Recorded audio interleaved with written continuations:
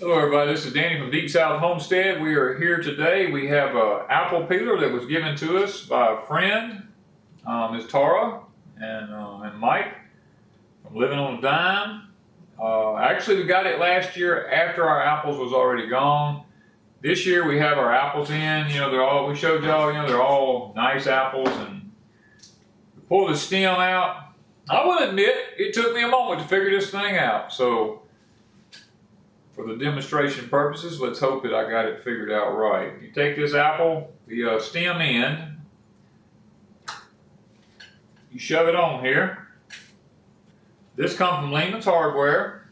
The only fault thing I found about it, there was really no pictures and instructions about how to use it. What I read wasn't very explanatory. I had to sit down and actually just toy with it and figure it out myself, which is not that hard, don't get me wrong.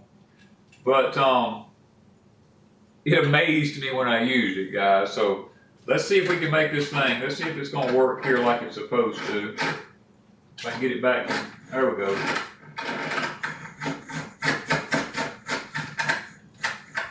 Oh, didn't get all the apple this time. So we're going to come back around. When you push this thing around, I mean,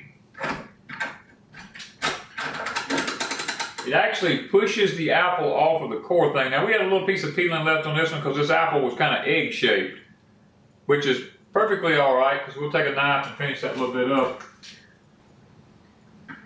Bring this thing around. There we go.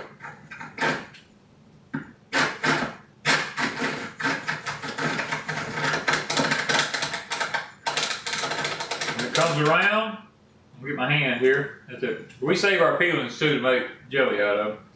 It comes around, it actually pushes the apple off, and it has a thing in here, right there, a little blade. It actually cuts around the core right here.